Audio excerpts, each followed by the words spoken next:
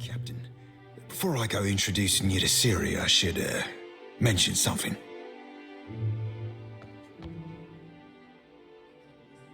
I might have said things to Siryi when I last dropped anchor at Deadlight. Just lovers' words, savvy? But I can't say I rightly lived up to them. I ain't saying there's a problem, just a possible wrinkle in the old charts. All I'm saying is, you see her go for a pistol, you best step away from me.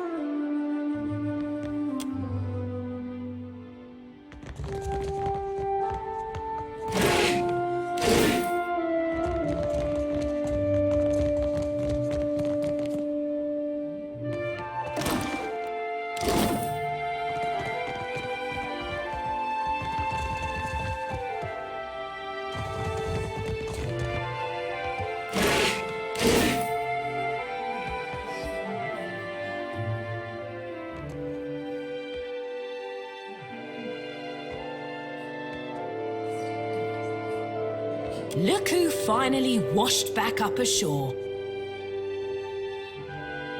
Ahoy there, Siryi. Miss me? Did I miss you? Oh. Like a fish misses water, you gutless bastard. For the first few weeks anyhow. Till it turned to confusion and worry.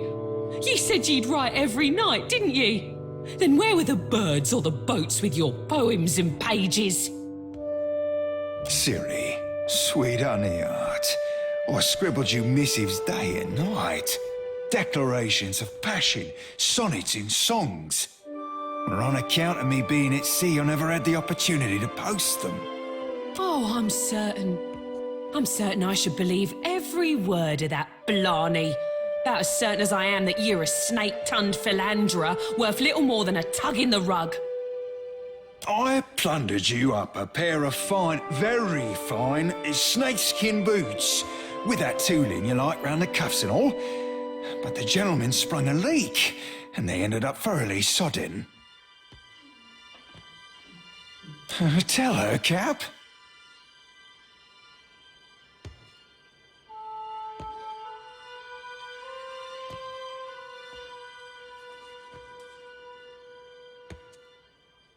Are ye meaning to tell me that you've not dropped anchor at Fort Deadlight in the last 8 months?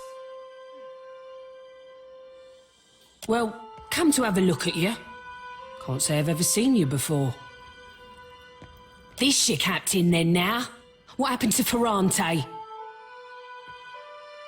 Ferrante still be sailing the seas, right? Is the rain and twice as frigid. Just gave me a bit of furlough to engage myself in more personal pursuits. Such as an emerald-haired lass who ain't never once left my thoughts. Now don't go thinking I've forgiven ye a lick, Serafen. I know you didn't come here looking for me, because if you had, you'd have come with a bottling without your sodding captain. Oh, you ain't wrong, lass. Wish it weren't true, but it is. Now, why don't you be telling me what you want so I can be shot of ye for good? Aye, lass. The captain's got an ask or two about Deadlight. But first, I need to know. You remember Romaro? Sailed with me on the Sorcerer. Aye, I remember Romaro. You think I've gone wet in the head or something? Your words have always been as flowery for him as they were for me. It weren't so long ago he shipped out, come to think on it.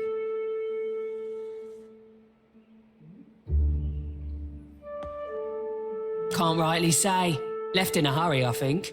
Or at least he were here one day and gone the next. Not that he ever mixed much with the sods here. Hard to starboard through the back door there, then straight on to the end of the hall. Don't think nobody's claimed his quarters since. Might be worth it to you to poke around. Give my thanks, lass. Truly. And many more besides. Oh, keep it in your pantaloons, you randy swab. You had any other questions, Captain? Happy to oblige the person hauling this blue bastard away from Fort Deadlight.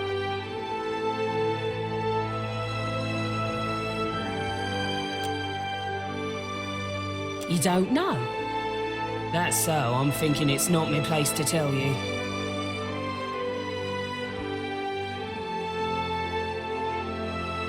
They both crewed the Sorcerer for a season or 6.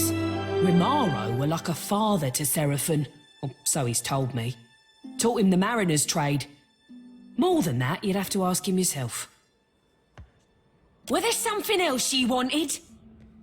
That rotten fuck what brought you to Fort Deadlight? I hope you're looking to rough him round a bit.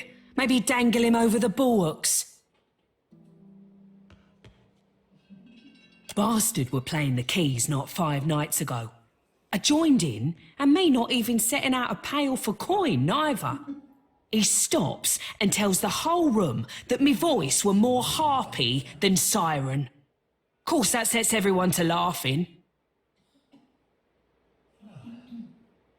Aye, that half-mast sack of soiled linens can't leave alone a chance to show off his talent at the harpsichord.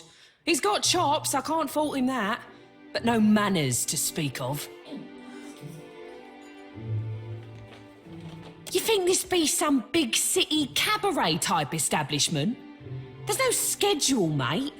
Benwith comes down when the party's loud enough to shake his sheets harder than the oars he keeps up there. Benwith blows into Deadlight, he mostly stays locked up in his quarters. A few whores in his bunk, and a whole mess of muscle outside his berth. He's so protected, you'd think he'd got flawless diamonds betwixt his legs, instead of the pair of sweat-wet, rotten figs he's got. Suppose the price of being a first-class arse like Benwith is living in fear of someone slitting your gizzard. Aye, mate, as you please.